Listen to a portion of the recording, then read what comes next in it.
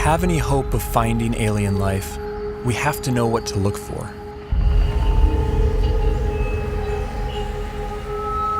But where do we begin? How do we narrow down a seemingly infinite set of possibilities?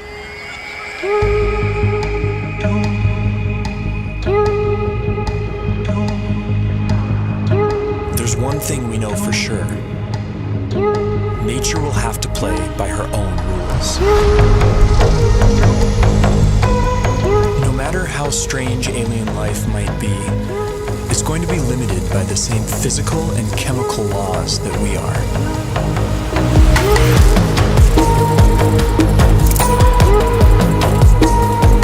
On top of this, each alien environment will further limit what kinds of life forms can evolve there.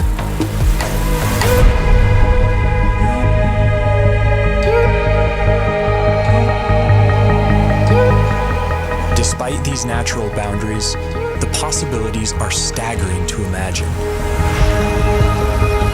Trillions of planets, each a unique cauldron of chemicals undergoing their own complex evolution.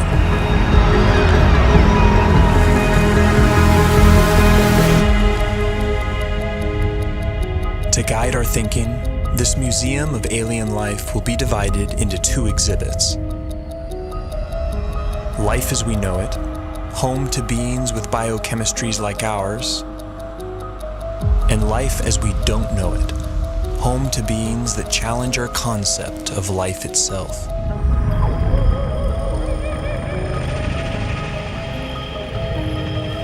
Before we venture too far into the unknown, we have to ask ourselves, what if alien life is more like us than we think?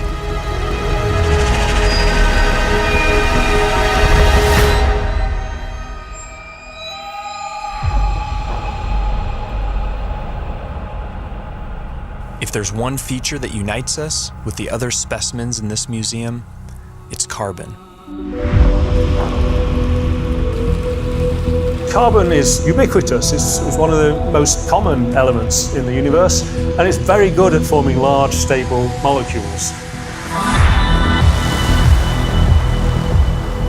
Carbon has the rare ability to form four-way bonds with other elements and to bind to itself in long, stable chains, enabling the formation of huge, complex molecules.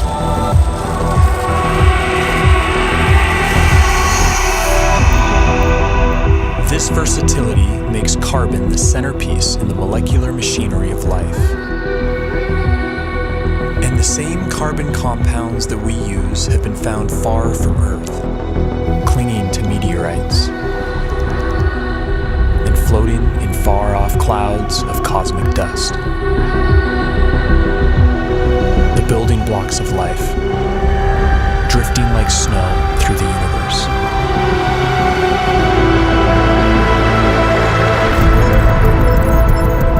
And if alien life has selected other carbon compounds for their biochemistry, they will have plenty to choose from. Scientists recently identified over 1 million possible alternatives to DNA, all carbon-based.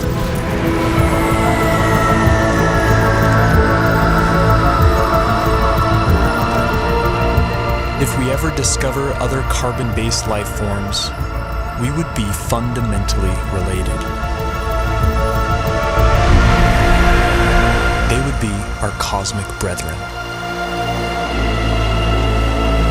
But would they look anything like us? If they hail from Earth-like planets, we could share even more in common than just our biochemistry. What would life be like on other planets if it has evolved? Would it be like the world today here on Earth? Or would it be completely different? There are those who argue that from the argument of convergent evolution, if conditions on other planets are similar to here, then we would see very similar life forms. Animal and plant-like organisms that look very familiar.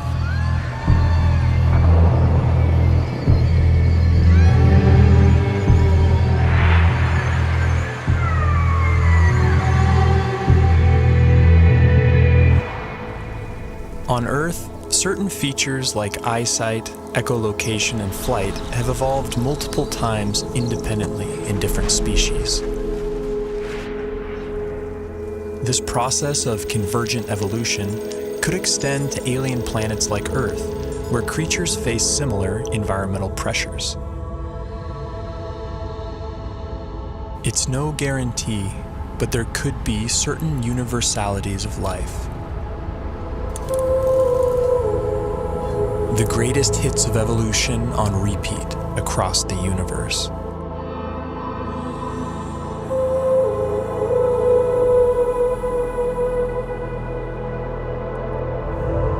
Each feature would be attuned to its local environment. Dimly lit planets would produce huge eyes to suck in extra light, like nocturnal mammals.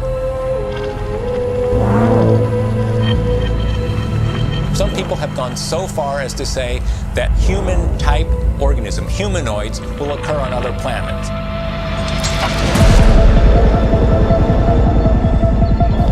The existence of other human-like organisms seems unlikely, given the long, convoluted chain of events that produced us.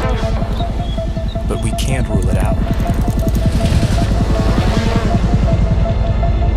If just one in every 100 trillion Earth-like planets produced a human-like form, there could still be thousands of creatures like us out there.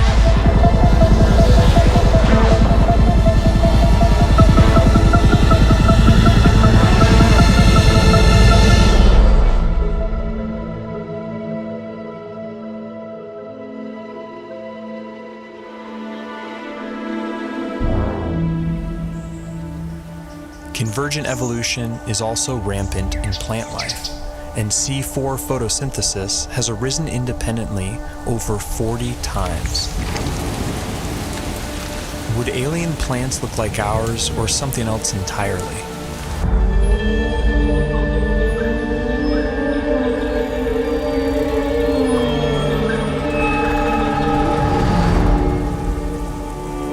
On Earth, plants appear green because they absorb the other wavelengths in the sun's light spectrum. But stars come in many colors. And alien plants would evolve different pigments to adapt to their sun's unique spectrum.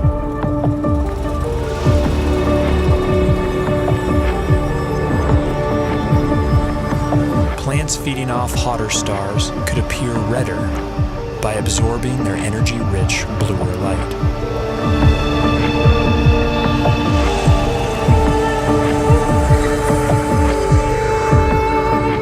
Around dim red dwarf stars, vegetation could appear black, adapted to absorb all visible wavelengths of light.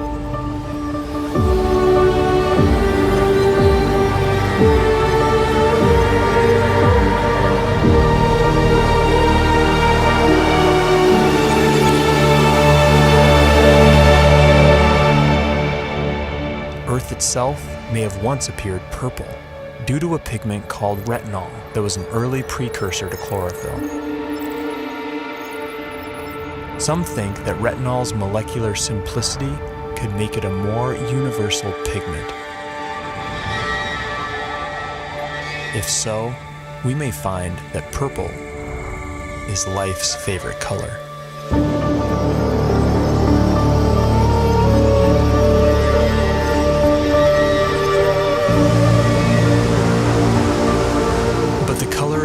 Vegetation is more than just a curiosity.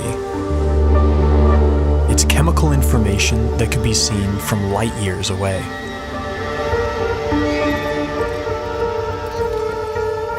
Earth plants leave a signature bump in the light reflected off our planet.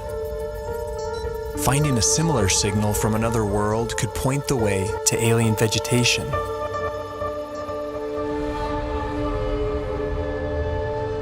Perhaps this will be our first glimpse at alien life, a vibrant hue cast by a distant world.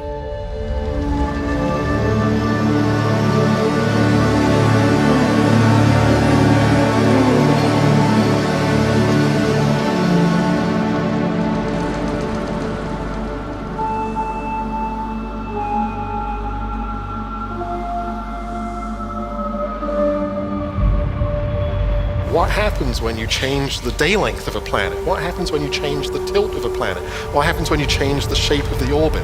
What happens when you change the gravity of a planet? Planets with long elliptical orbits would see drastic seasons. There could be worlds that appear dead for thousands of years, then suddenly spring to life.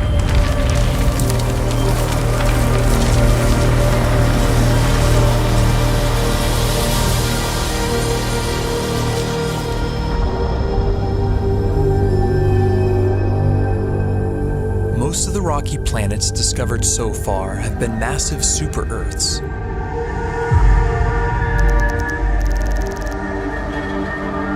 How would life evolve on these worlds? In the seas, gravity may not matter much at all.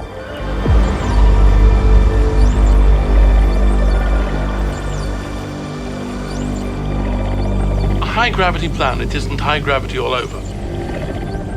If you're in the sea, and that's where all life starts, there's very nearly no gravity because you're much the same density as the stuff around you. It's when the animals come out on land that they feel the gravity.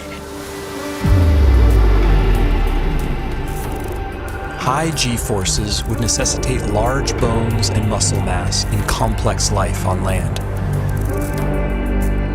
They would also demand a more robust circulatory system.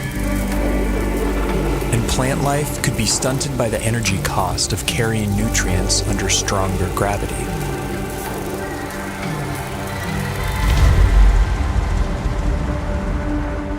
Low-gravity planets would more easily lose their atmospheres to space and lack a magnetic field to protect from cosmic rays.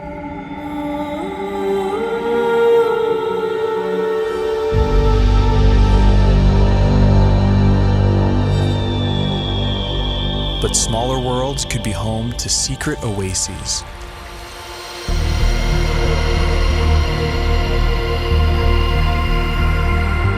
Huge cave systems that provide hideouts for life.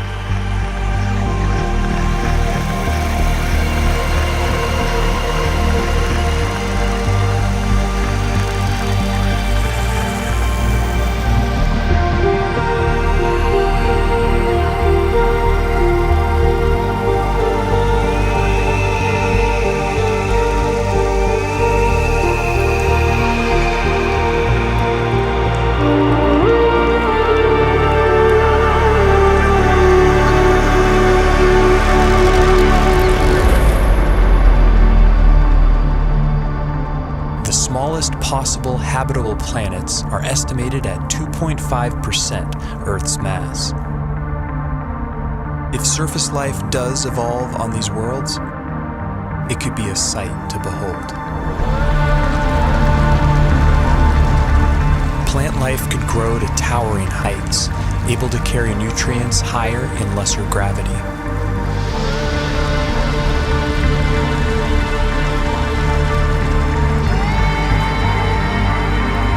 Without the need for bulky skeletons and muscle mass, animals could have body types that boggle the mind.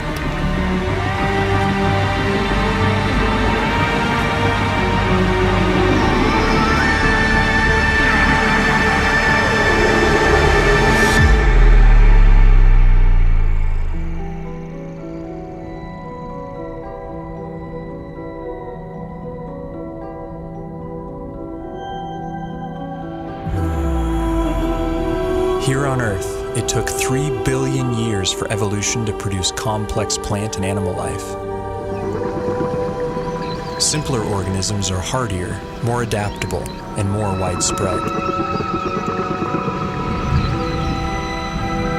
The largest collection in the Museum of Alien Life would likely be the Hall of Microbes.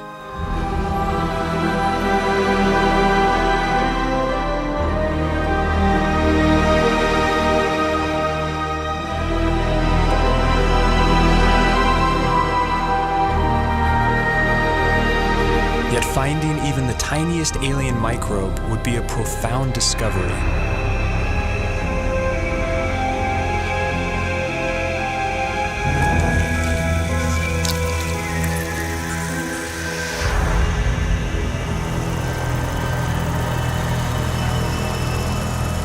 and bite-sized life could leave a big footprint. Like stromatolites on Earth, layers of microbes could build up into huge rock mounds over time, leaving behind eerie structures. And in big enough numbers, some alien bacteria could leave a distinct biosignature by exhaling gases that wouldn't coexist naturally, like oxygen and methane.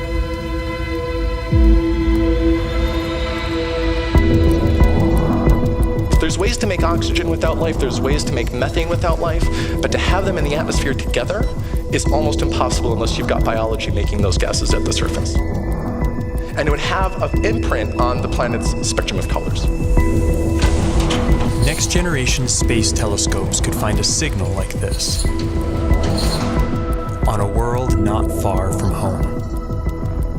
The closest Sun-like star with an Earth-like exoplanet in the habitable zone is probably only 20 light years away and can be seen with the naked eye.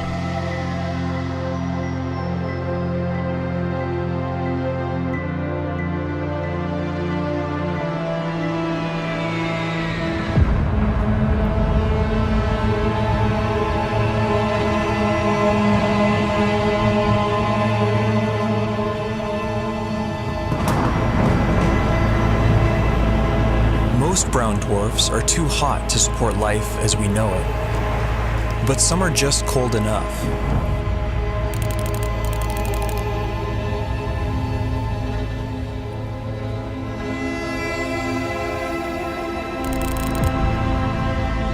All the prime elements for life have been detected inside their atmospheres. And within these clouds, some layers would provide ideal temperatures and pressures for habitability.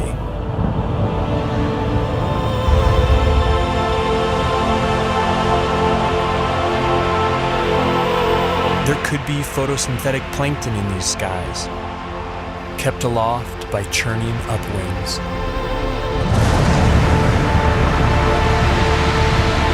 And with enough force, these upwinds could even support larger, more complex life. Predators.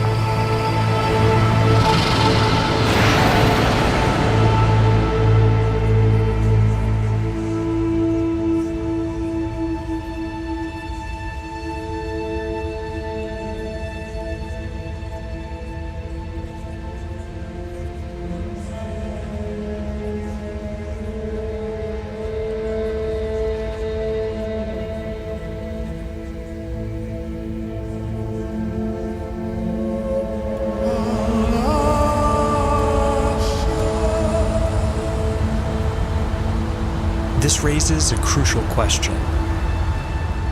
What if we've been looking in all the wrong places?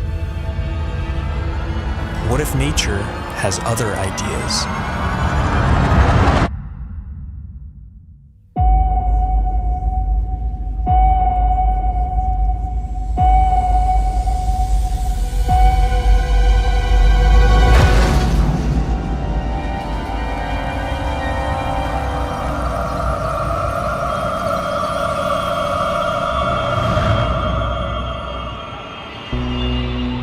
Most of the universe is too cold or too hot for liquid water and the biochemistry that supports life as we know it.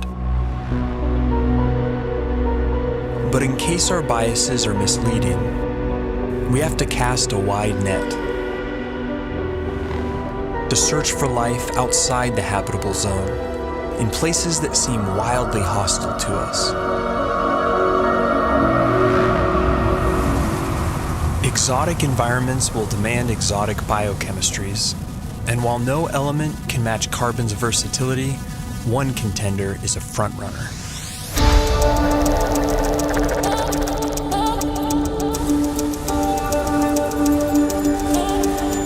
At first glance, silicon seems similar to carbon. It forms the same four-way bonds and is also abundant in the universe. But a closer look reveals that these two elements are false twins. Silicon bonds are weaker and less prone to forming large, complex molecules. Despite this, they can withstand a wider range of temperatures, opening up intriguing possibilities. Life based on the silicon atom instead of carbon would be more resistant to the extreme cold, providing a whole new range of weird forms. But silicon has a problem. In the presence of oxygen, it binds into solid rock. To avoid turning to stone, silicon beings might be confined to oxygen-free environments, like Saturn's frigid moon, Titan. Its vast lakes of liquid methane and ethane could be an ideal medium for silicon-based life or other radical biochemistries.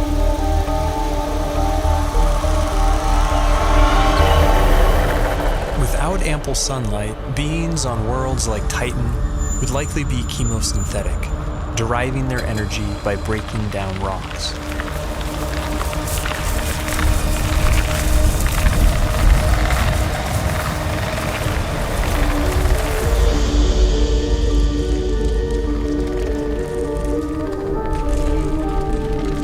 Such life forms could have ultra-slow metabolisms and life cycles measured in millions of years.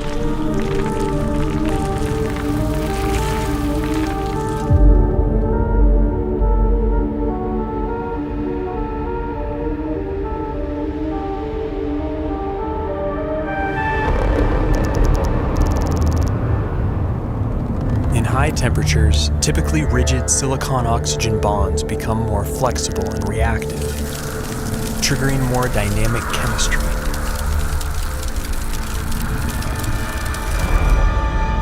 This has led to a truly bizarre proposal: silicon-based life forms that live inside molten silicate rock.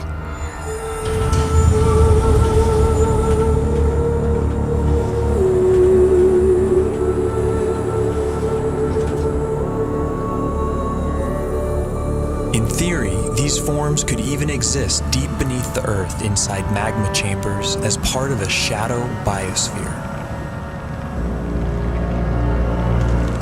If so, then the aliens are right under our noses. Other shadow biospheres have been proposed, forms of life living alongside us that we don't even know are here, including tiny RNA-based life small enough to go undetected by existing instruments.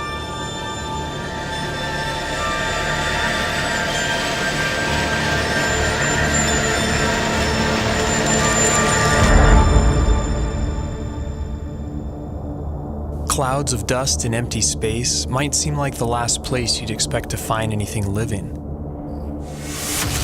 But when cosmic dust makes contact with plasma, a type of ionized gas, something strange happens. In simulated conditions, dust particles have been seen spontaneously self-organizing into helical structures that resemble DNA.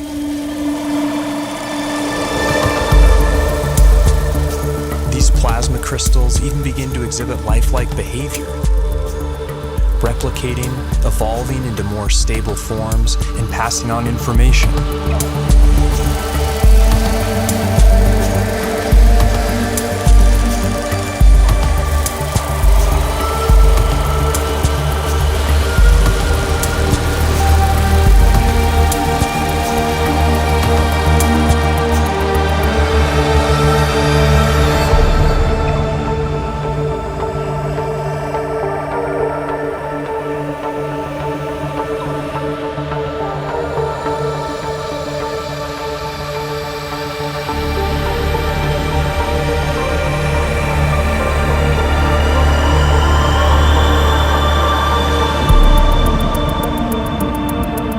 Plasma is the most common state of matter in the universe. If complex evolving plasma crystals really exist, and if they can be considered life, they could be its most common form.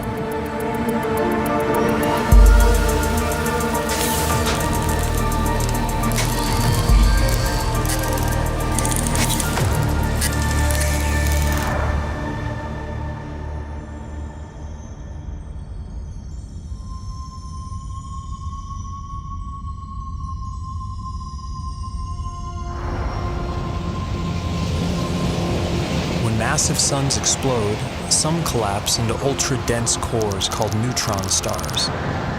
Hulking masses of atomic nuclei crammed together like sardines.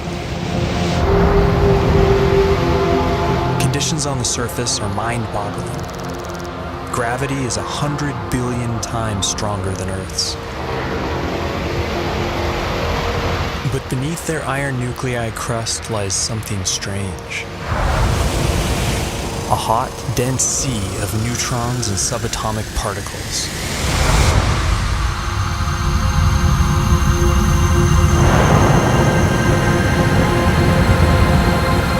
Stripped of their electron shells, these nuclei would obey entirely different laws of chemistry, based not on the electromagnetic force, but the strong nuclear force which binds nuclei together.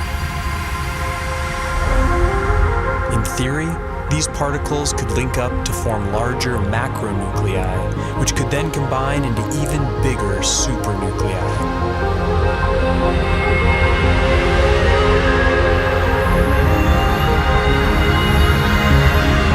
If so, then this bewildering environment would mimic the basic conditions for life: heavy nucleon molecules floating in a complex particle ocean.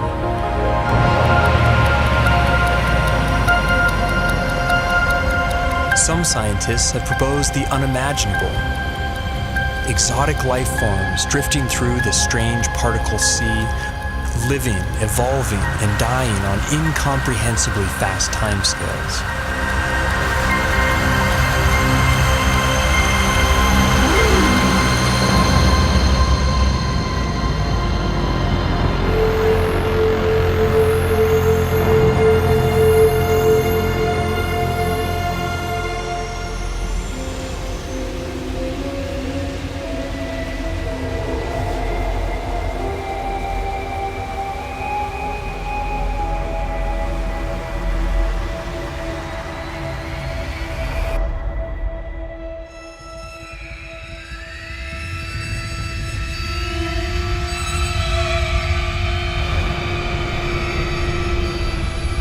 Life is not something that has to evolve naturally. It can be designed.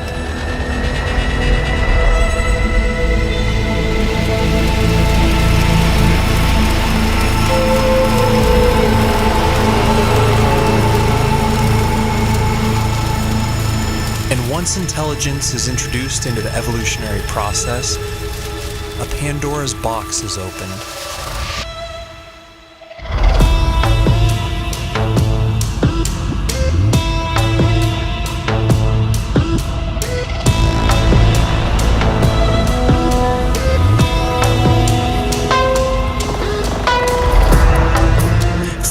Typical biological limitations, synthetic and machine-based life could be the most successful of all.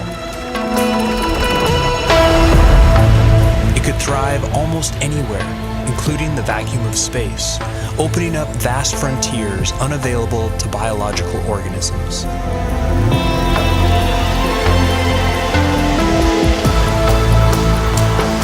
And compared to the glacial pace of natural selection, technological evolution allows exponentially faster growth, adaptability, and resilience.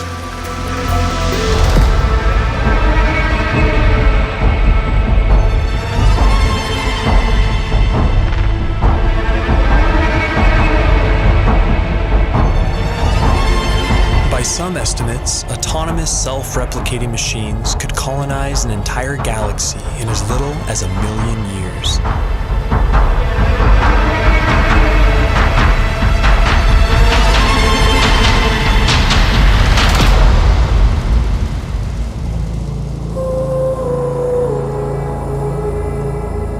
Can't predict how hyper-intelligent life would organize itself.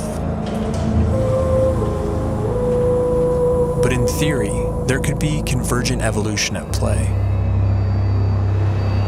The electrical properties of silicon might make it a universal basis for machine intelligence, a redemption for its biological shortcomings.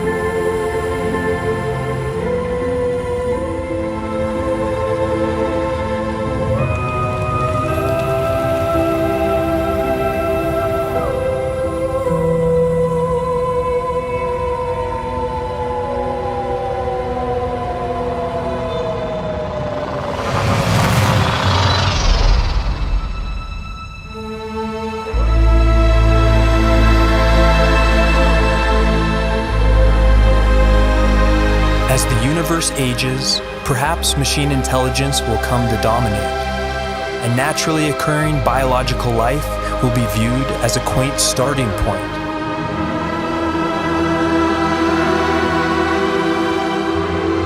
Perhaps we ourselves will lead this transition, and the great human experiment will be merely a first link in a sprawling intergalactic chain of life.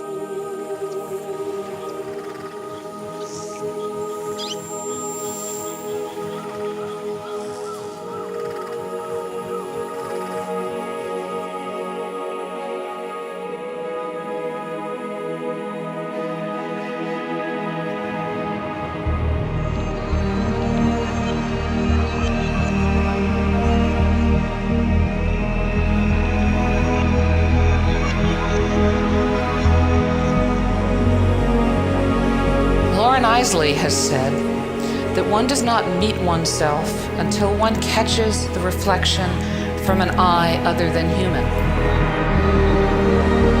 One day that eye may be that of an intelligent alien.